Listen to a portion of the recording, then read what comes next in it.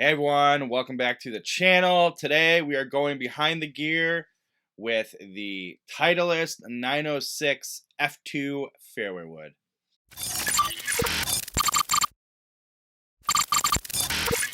Hey everyone, Bill Bush from DriveRangeHeroes.com, at Range Heroes on all your favorite social media platforms. This is, of course, That Range Life, a channel sometimes about golf. Do me a favor here in the beginning, if you don't mind, go down below, hit subscribe, hit the bell so you get notified every time we post a video on the channel. We really appreciate it. Okay, today we're going to go back in time a little bit. I was recently reminded of this tried and true weapon of a fairway wood, the Titleist 906 F2 fairway wood, okay? The way I was reminded about this, Ian Poulter recently posted on his social media platforms at Ian James Poulter. Posted about this fairway wood, and I don't really follow golf social media all that much these days for a variety of reasons. But somehow I stumbled into it and saw this post from Poulter, and he was commenting about how he's looking for some magic, and then he played this fairway wood and won with it from 2009 to 2011. And I said, you know what? I think I have one of those in my archives. So I went and looked for it, and sure enough, I still had it. So I thought, hey, why not talk about it and tell everybody a little bit of the background and a story or two related to it. Okay, so first and foremost, the 906 fairway woods were released by Titleist in 2007, thereabouts. I'm pretty sure it's 2007, and there was the 906 F2, which is the one I have here, and the 906 F4. The 906 F2, this one, has a deeper face with 7 full-length grooves in the face. Now, the F4 was a little shallower face, and by everything I understand, 1 groove shallower, so it only has 6 grooves in the face. What difference does that make? Well, typically the shallower fairway woods tend to be a little higher launching and are geared more toward a sweeping shot, where a deeper face fairway wood tends to be for a guy who, a player, I should say, not a guy, who wants to work the ball a little bit more and can pick it a little bit better, can go down into the turf, and more of a shot maker's fairway wood. So that's the 906 F2. The 906 F2, with its deeper face, has a little bit more of a compact profile. And I'll tell you what, if you want to go back into, I would say, some of the most classic modern, which seems like a sort of bit of a little bit of an oxymoron, but classic modern profiles, this mid to late 2000s Titleist run, like the 975 975 D driver, or really any of the 975 drivers, man, those things were really good looking. But this profile in the 906, specifically the F2, just that beautiful compact pear shape, really, really small footprint, much more in the lines of your traditional clubs. And we weren't quite getting into, I think, the modern shapes we're seeing in clubs today, but we're close.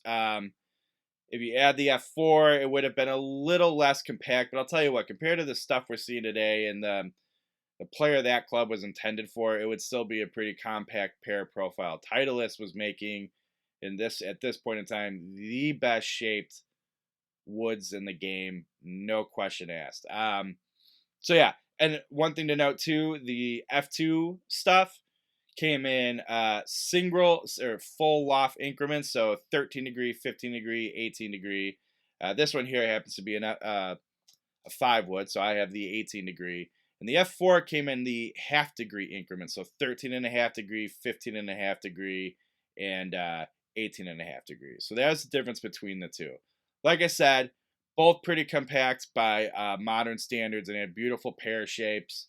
Some people call it peanut. I like pear shape. It's stuff that means from hosel out toward the toe. It's sort of like it gets narrow, rounds out toward the toe, and then the back, so it's like a pear. Okay. Another fun thing, and that the 906s had, was the bore through hosel, and this didn't stick around too much longer after this, and really any of the brands. You weren't getting that you weren't getting that bore through design anymore, and I think you'll be pretty hard pressed to find many clubs that do that now. And all that essentially did, and this is where I'm terrible. I should know this as a gear junkie, and I don't really know the benefits of it other than it went all the way through the shaft goes all the way through the hosel to the bottom of the club, and they'd have to cut it at an angle, smooth it and shape it. I've tried to do it before, and I'm terrible at it, but so it's smooth and flush at the bottom of the club. You get on a sanding belt or some sort of grinder, and you can polish it, and there's all sorts of tricks to plugging it, making it nice and neat. um, it's a layer of complexity that I feel like got ultra simplified in modern club design, so I never deal with it, and thankfully I've never taken this one apart and had to put it back together. So um, bore through, that's fun, and some people still like bore through, and I don't know if they can actually feel the difference, or it's just an aesthetic and throw back to the good old days. Maybe that's why.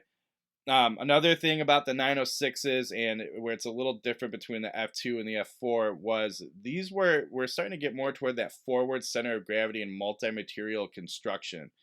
And if you think about mid to late 2000s, modern clubs were definitely on their way in, and it seems silly to say modern clubs for any time in the 2000s.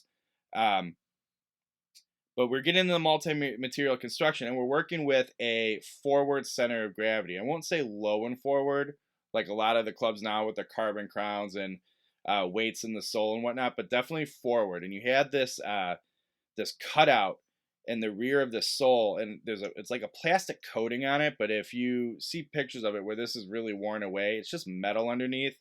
But this cutout space, it's less material, so there's more weight in the front of the head, and that's going to promote a lower launching flight, less spin. And so that's for that player. They don't want to hit a big balloon with their fairway wood. They want to hit a piercing shot that's going to fight through the wind, run. You can shape your shot a little more with the forward center of gravity. So that was the intention with this like black plasticky area in the rear of the sole. Here's what I remember from playing this club briefly, and given I had a 5-wood, it felt fantastic. It was great through a lot of different turf conditions. Classic shaft in here too. The green Aldila NV.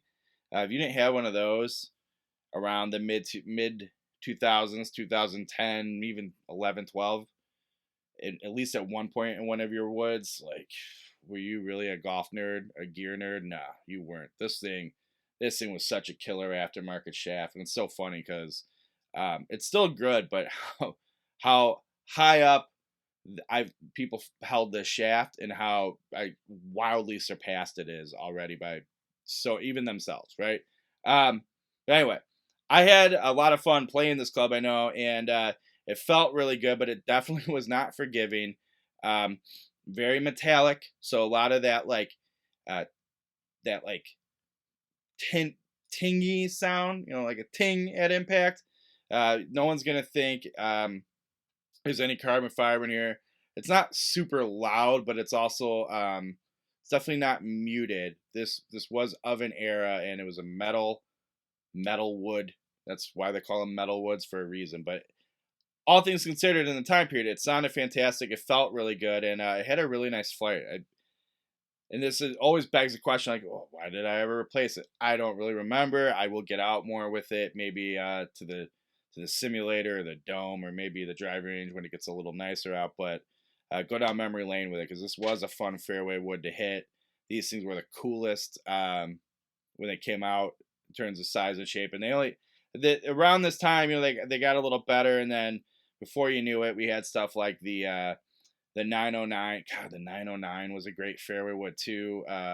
Never got it. I didn't really like the 910, and then 915. I remember that being a good one. That I really liked that fairway wood too. But the Titleist 906 F2 was that. This thing was awesome. I love this club. Still have it to this day. I don't know if it's for sentimental value, or maybe one day I'll put it in the bag again for finding some magic, just like Ian Poulter's doing right now. Who knows? All right. The Titleist 906 F2 fairway wood. Did you ever hit it? Did you spend time with one of these? What were your thoughts? You like that classic knit head cover I got on it right now too? My mom made that. She made it for me. Whole set of these. It's awesome. Okay, leave a comment below. Tell me about your experience with it. I really appreciate it. Don't forget, subscribe, hit the bell, do all those things. Go over to drivingrangeheroes.com, see what I got going on there. Give me a follow at Range Heroes. Appreciate you stopping by. See you next time.